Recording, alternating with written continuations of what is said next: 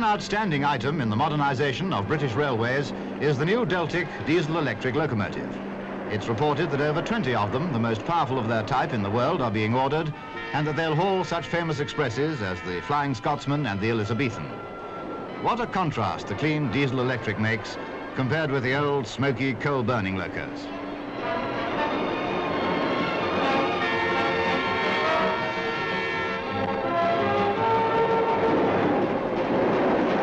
The Deltic is capable of well over 100 miles an hour.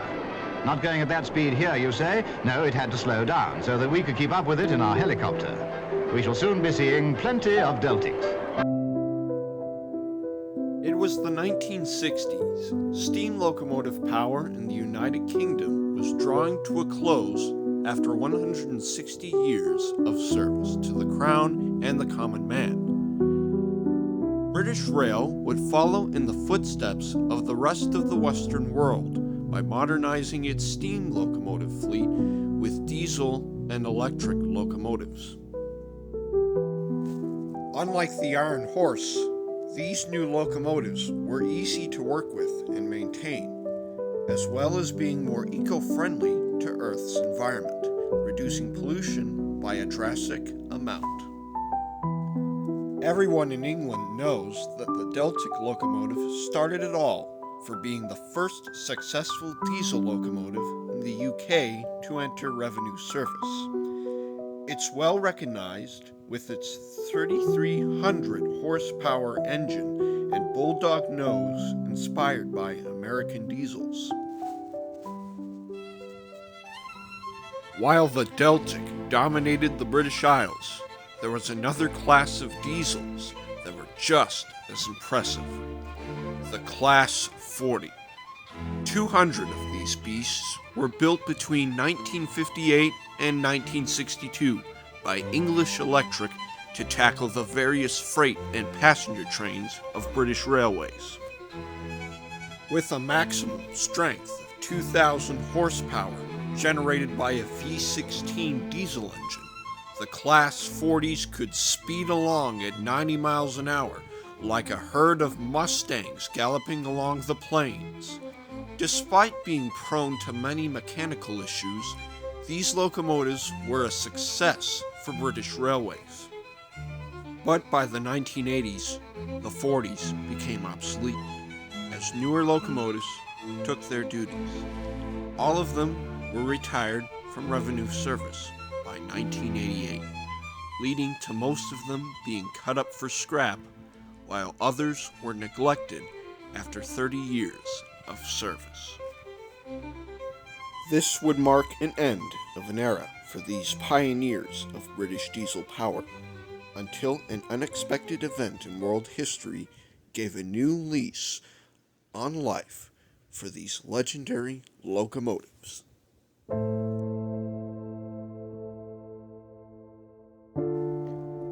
The year was 2008, and the economy was in a massive recession. People lost jobs, and businesses went bankrupt. All of this happened thanks to deregulation in the financial industry, with factors like subprime mortgage and excessive leverage being the cause of this economic nightmare.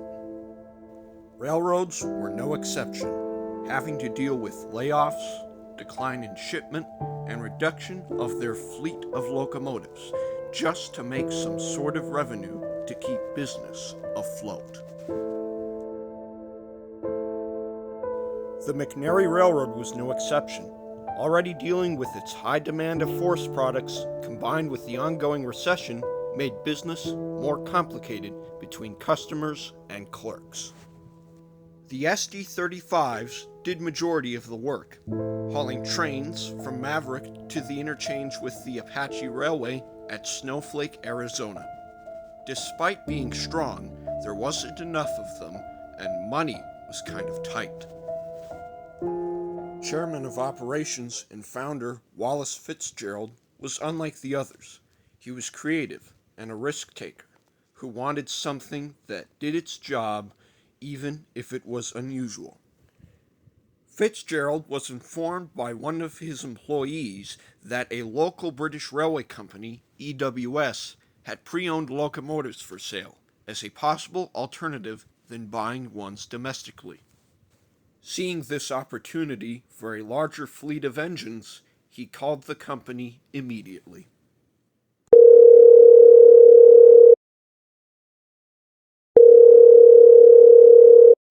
This is the EWS Railway CEO. How may I help you? Oh yeah, this is McNary Railroad Chairman Wallace Fitzgerald, and I've been informed by one of your employees that you have some locomotives for sale. Yes, we do. Most of them are the Class 40's, and there's 25 of them in the Glasgow yards. Do you have any interest in purchasing a couple of them?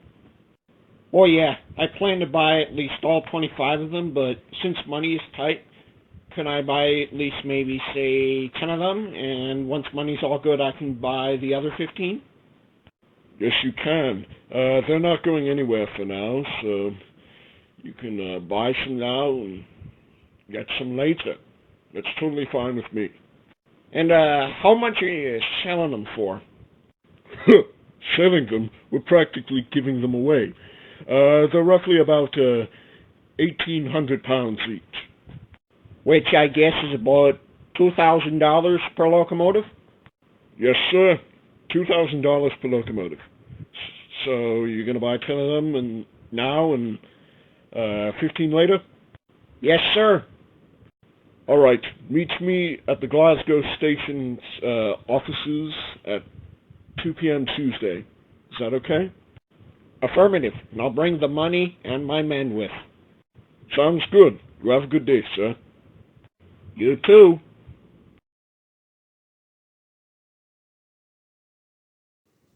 This single international phone call confirmed that the Class 40 was seeing service again.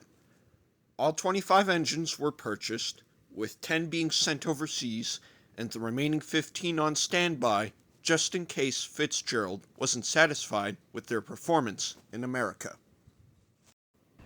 On May 8th, 2008, the Class 40s had finally arrived in McNary, ready to be repaired and put back into service.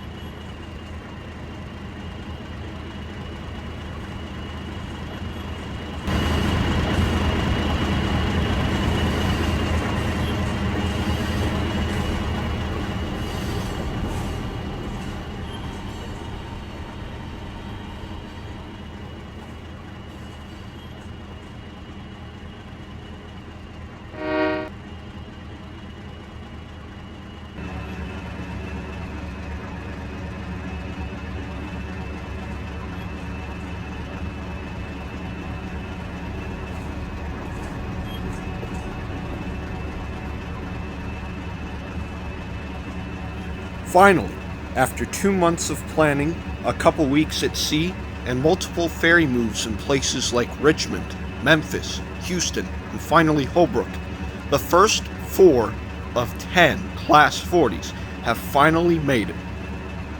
The first 2 front locomotives will be taken into the Sitgreaves shops for an overhaul before they can enter service. This marks the beginning of their new lives in America.